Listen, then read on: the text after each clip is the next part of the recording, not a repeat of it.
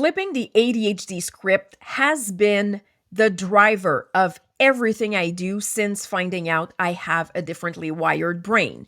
And let me tell you that ADHD has been the most surprising teacher. And unlike high school math or algebra, well, those lessons actually stuck.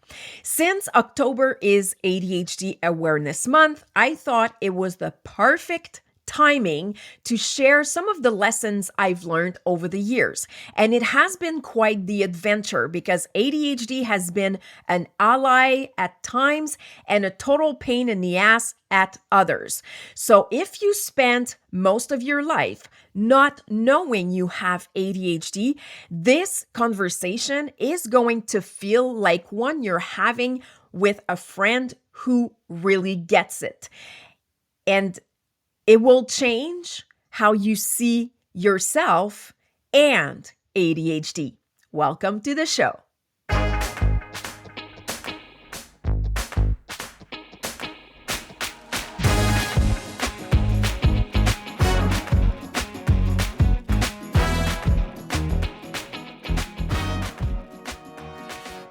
Welcome to Phenomenally ADHD. I'm your host, Zarina, ADHD and Money Coach, unapologetic Gen X ADHDer, and I'm so glad and grateful you are joining me today for the first episode that kicks off season 5 of the Phenomenally ADHD podcast.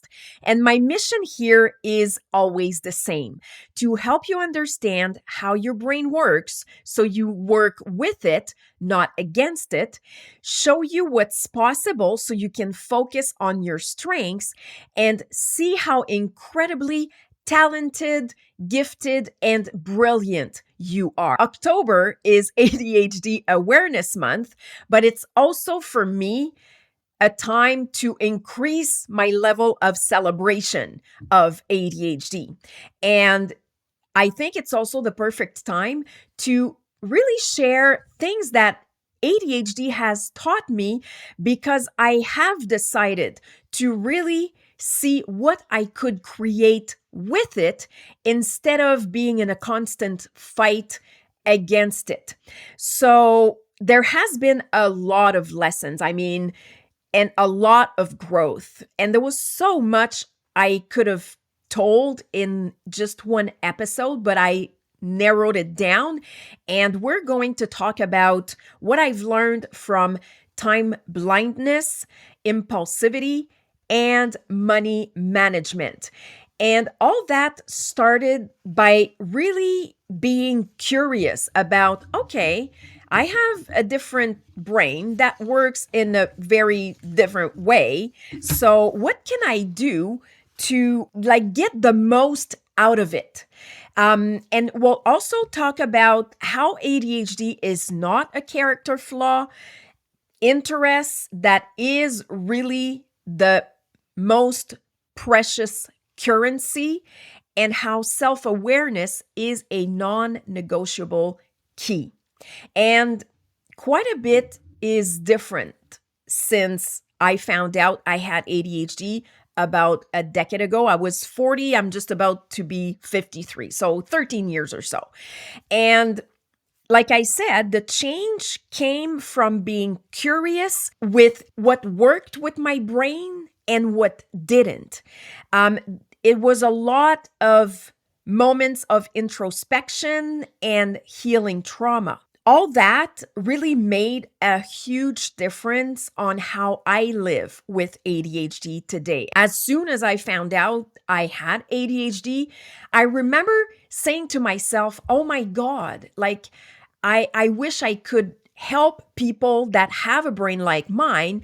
And from doing a research on the internet, I found ADD Coach Academy, where I actually trained to become an ADHD coach. And that for me was a huge game changer, because not only did it help me understand how the ADHD brain works, therefore how my brain worked, but it also gave me the language to finally explain what was actually going on with me that other people couldn't quite understand. And all in all, seeing ADHD as something I could learn from really helped me know and accept myself, tap into my brilliance, play by my own freaking rules instead of trying to play everyone else's game, and do things the ADHD way, because any other way is a waste of time, effort, and energy. And I stopped trying harder and I began working smarter. So, doing things really in a way that was a perfect fit for my ADHD brain. So, another thing that my training helped me do is to let go of the belief that ADHD was the reason why I couldn't do a lot of things, but the reason I would actually do them. So let's dive in with lesson number 1. And I've got my notes here because time blindness did teach me quite a bit. So finding out that time blindness was actually an ADHD thing was a complete revelation. It was like, OMG, that's why I'm always late. That's why I forget appointments. And that's why I don't do it on purpose. Because for the longest time, I was like, oh my God, I'm so bad. I'm always late and people are waiting for me. And I felt bad. And I thought it was my fault. I thought there was really something wrong with me when there wasn't. It's just that my brain and how we with ADHD feel time is completely different from someone who doesn't have ADHD. So we do experience time differently, and we often overestimate what we're capable of achieving and underestimate the time it's going to take. Just that was a big game changer for me, because you know how we sometimes have a tendency of, jam packing our agendas, and then we're like falling behind. Well, we're falling behind because we don't have the correct estimation to begin with. So mathematically, it cannot work. Like I said, I was always late for appointments and I often forget them altogether. I paid bills late, of course, because out of sight, out of mind when you have ADHD. And it was like I was always racing against the clock all the time. And it was so exhausting. And the reason why I wanted to improve was really because me being late or forgetting appointment really had an impact on other people.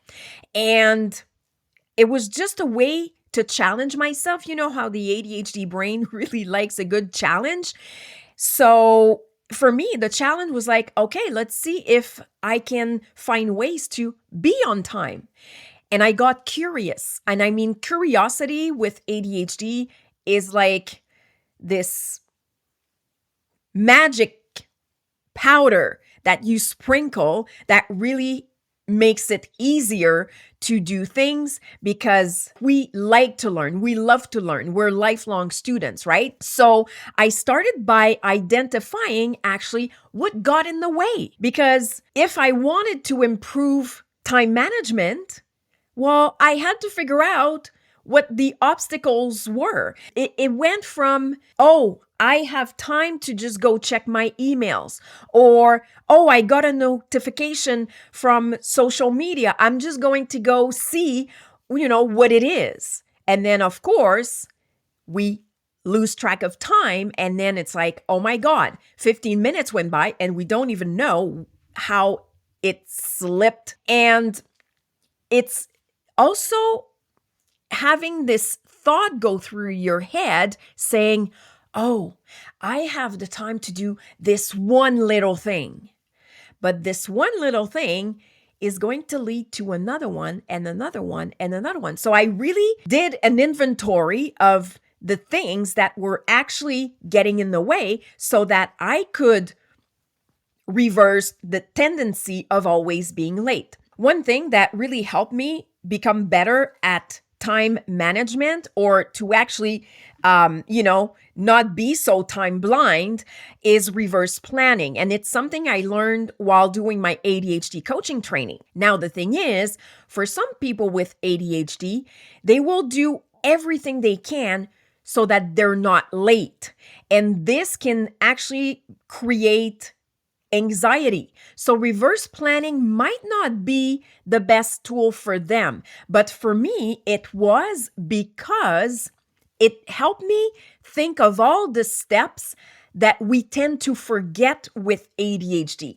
Like in the wintertime, if it snowed, of course, I'm going to need time to clean up the car. If it's a snowy day, the road conditions might not be optimal. In the summertime, there might be traffic or construction along the way. So anything that the ADHD brain is not going to take into consideration, reverse planning really helped me get those flags so that I would actually plan better. It can also be something that is unexpected that happens and that you can't control, right? Adding a 10-minute buffer was also something that really, really saved my butt a lot of times. Because what I've noticed is that if I look at the time and it's like, I don't know, 1:00 in the afternoon, well, for my brain, time continues to proceed and do its thing. But in my brain, it's still 1:00. So it's still 1:00, 15 minutes later, 40 minutes later, an hour and a half later, if I don't look at the time. So ADHD and time blindness also means that we live in the now and the not now. And systems matter, of course, but awareness of how you perceive time is super, super, super important. Here are a few coaching tips that I have for you that you can try to see how it helps you go around time blindness. So, external cues as an extension of your brain can actually do the trick.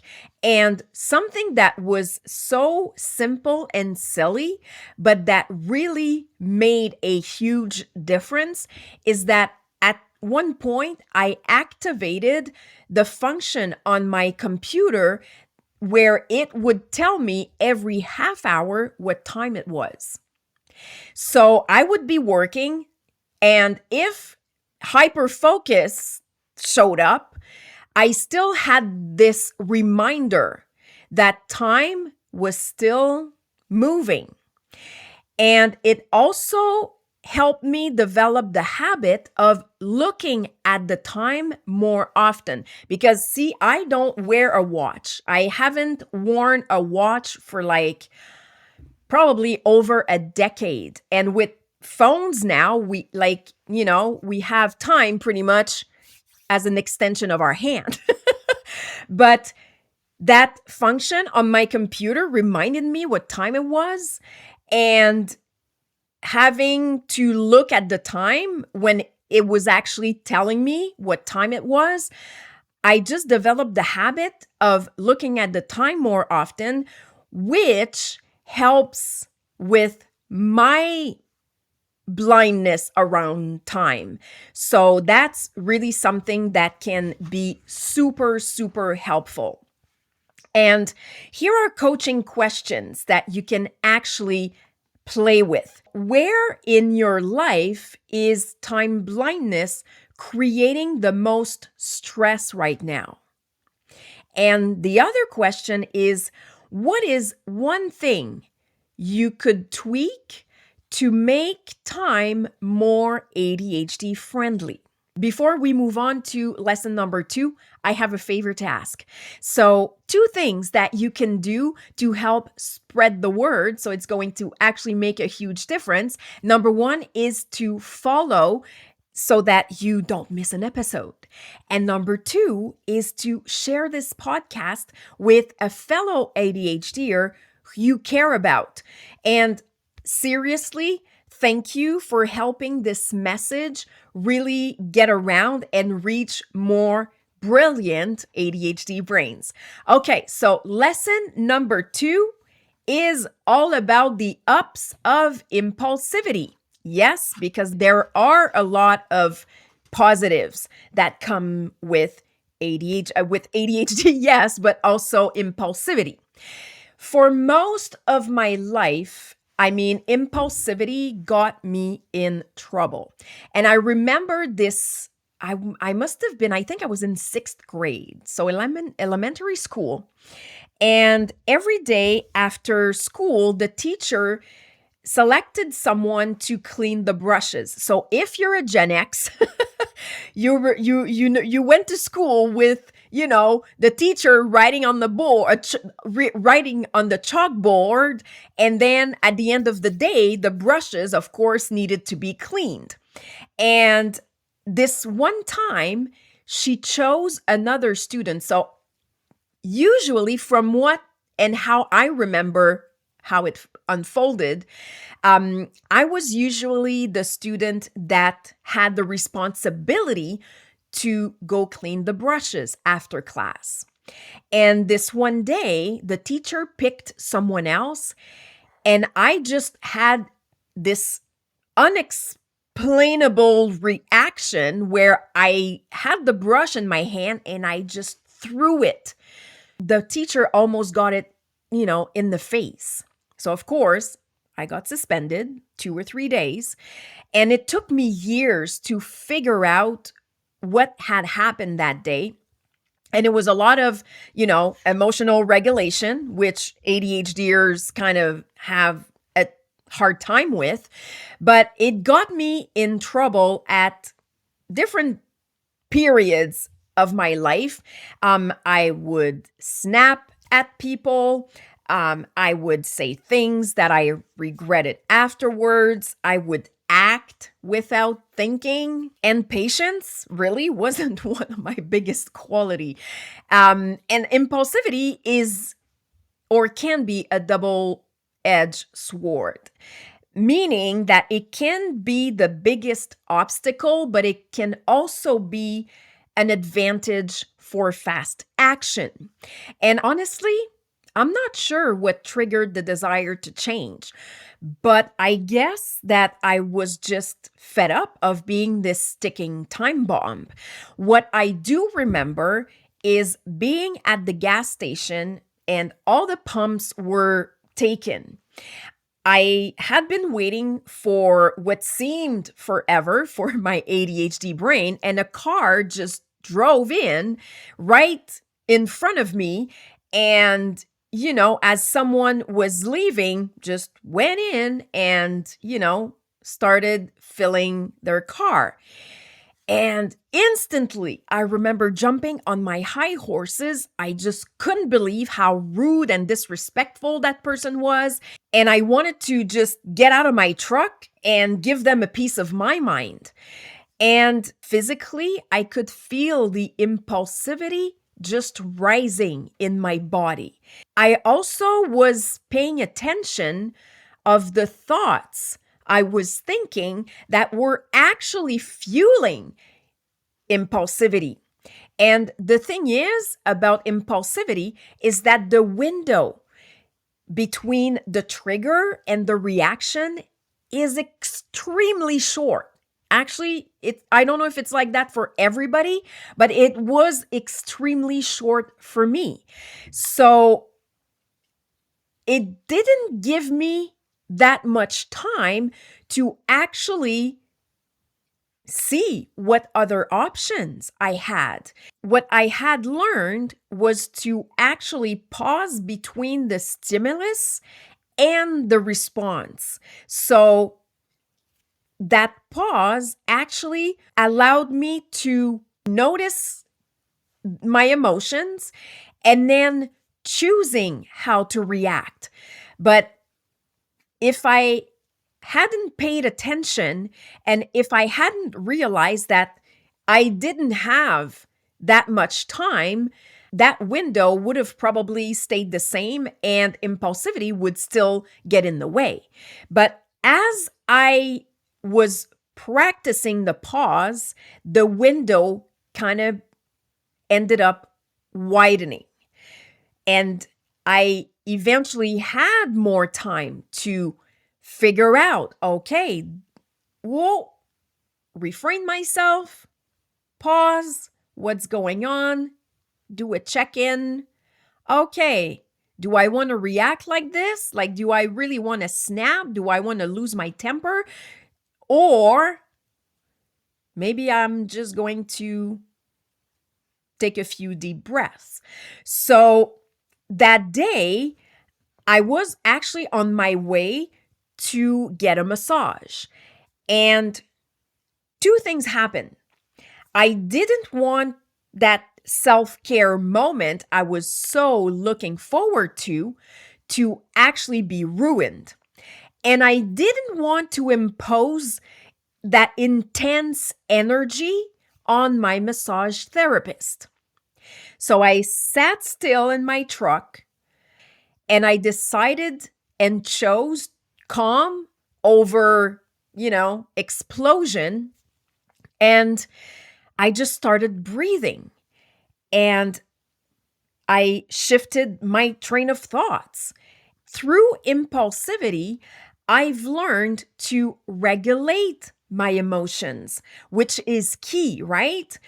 It also showed me how powerful it was when I was actually able to channel it. I was really able to see the upsides of impulsivity and reframe it as a strength because channeling that energy is actually, something that can help with taking fast action instead of, falling into overthinking.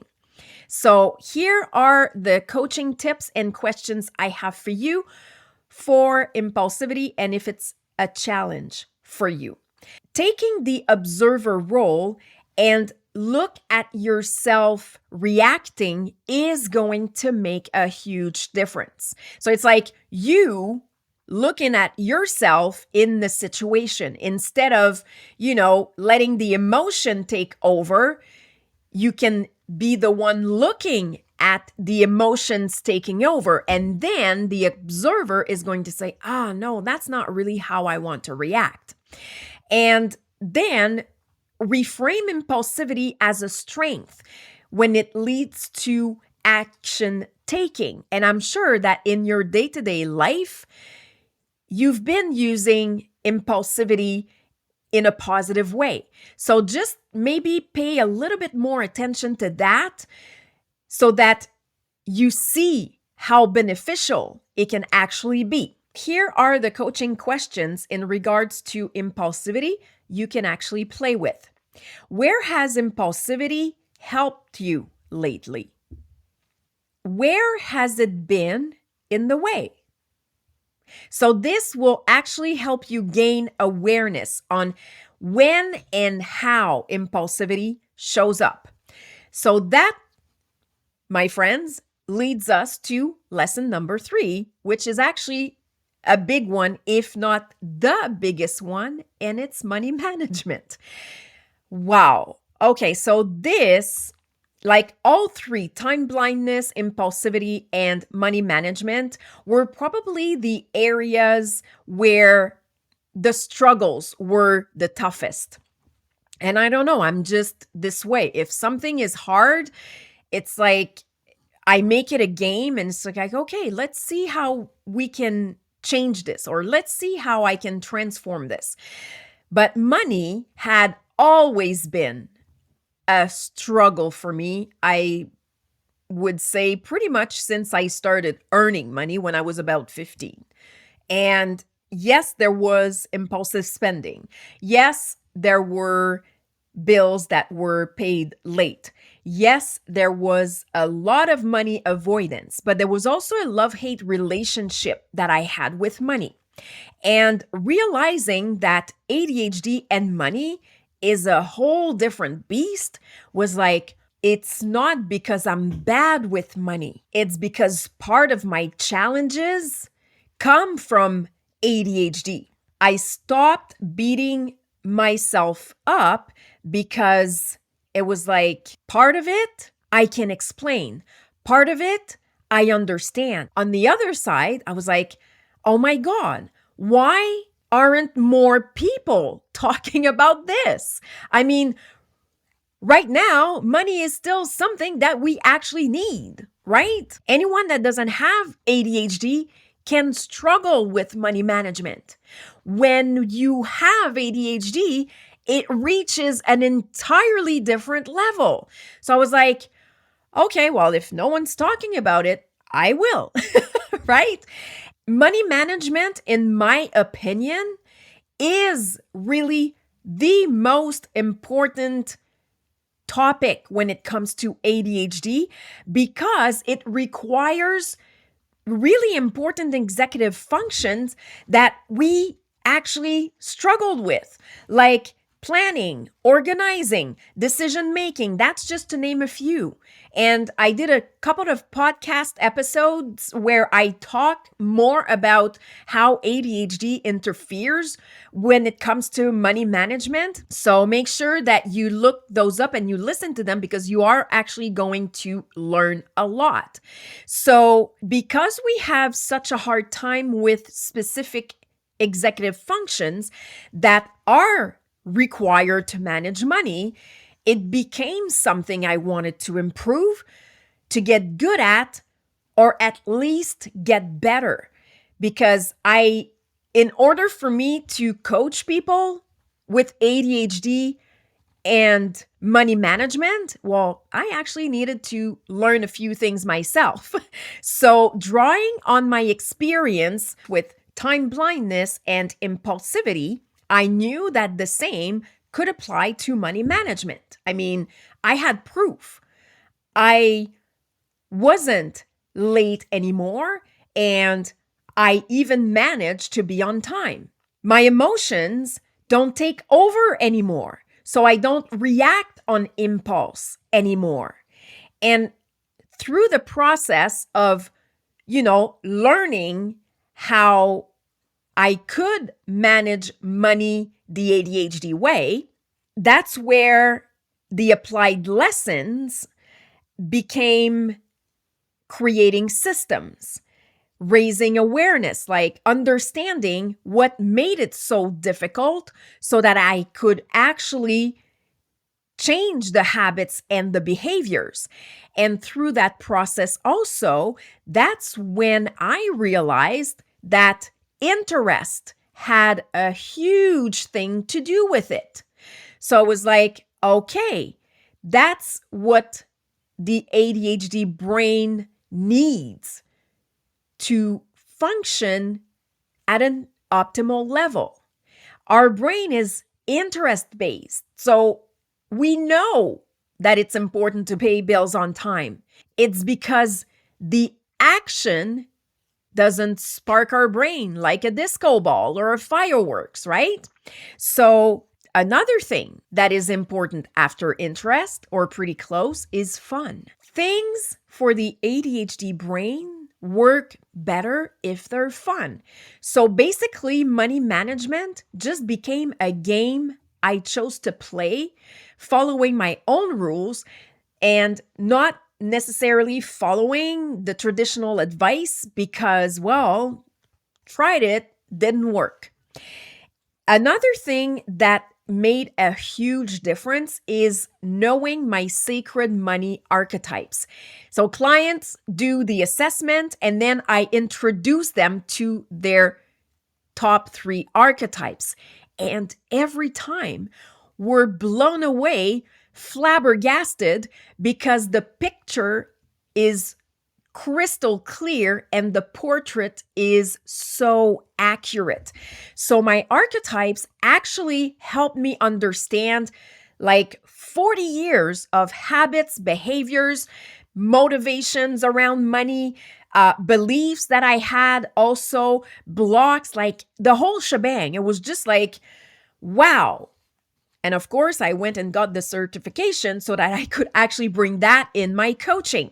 And it's also a tool that brings deep transformation, and it also makes it fun. So that's why to me, it was a no-brainer to combine that with ADHD coaching. So for example, the Maverick, which is my top archetype, thrives on risks and is not really good with consistency and tends to actually resist structure. Aren't that things that we also experience with ADHD? And I mean, the transformations that clients have been through are just so phenomenal that I couldn't keep this to myself. And I created an entire program or process called Unlock Your Financial DNA, where I guide and help clients with their archetypes overcome ADHD challenges when it comes to money. And it's really a fun adventure. Another thing that money management has taught me is that ADHD and money struggles are not moral failings. They're brain wiring colliding with traditional systems, and it just doesn't work for our brain. It's not that it's not good advice. It's just not advice that works with the way we do things.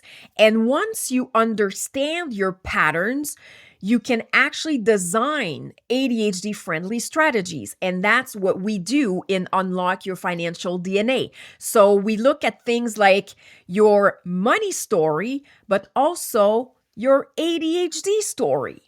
We look at the habits that you have. So we don't just look at impulsive spending from a perspective of putting a whole bunch of items in a cart, items that of course you don't need or that you already have and that you regret buying.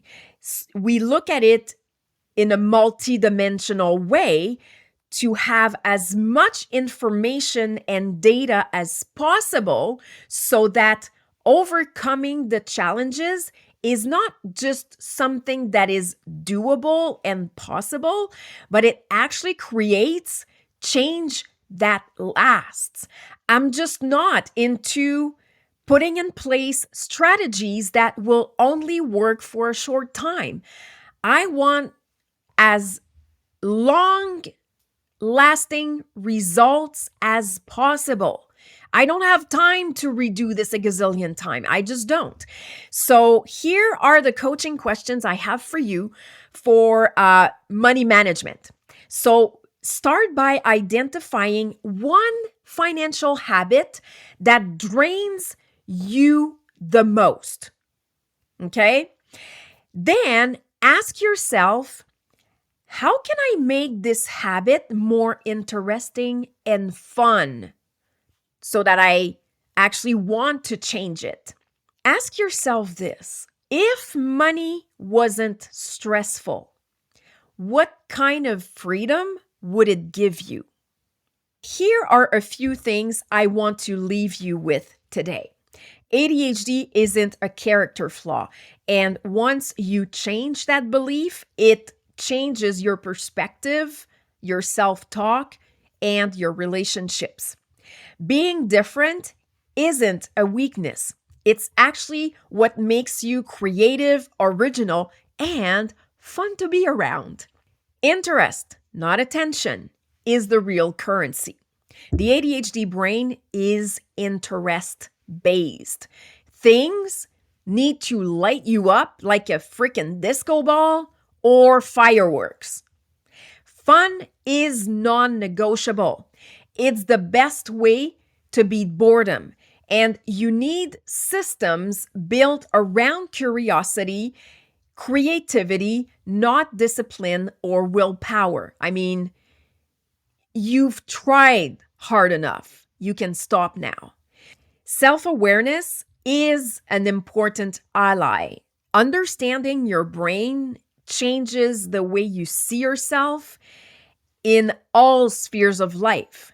So you will start seeing yourself differently with your spouse, with your kids, with members of your family, with your colleagues at work, your boss.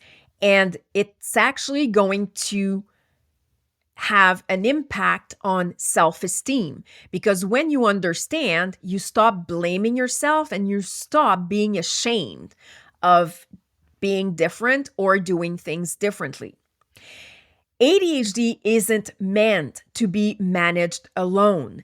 So creating alignment, that's what I do as a coach and podcaster, because I am intentional about building spaces where people feel uplifted, understood, and just, have this wind beneath their wings so they can just take off and fly and be themselves and show really their true colors. And that's the kind of environment ADHD people thrive in. So my question for you is, what's the biggest lesson ADHD has taught you in your life? So there you go, my friend. That's a wrap. I sincerely hope you found value in this episode and that you enjoyed and appreciated me sharing a few lessons I've learned from ADHD over the years. If you did, share it with a fellow ADHDer who might just need to hear what I shared today. And thank you so much for spending this time with me. I truly appreciate you. Don't forget to subscribe to my YouTube channel. Until next time, keep on rocking that badass and phenomenal ADHD brilliance of yours, sending lots of love your way, and we'll catch you in the next episode.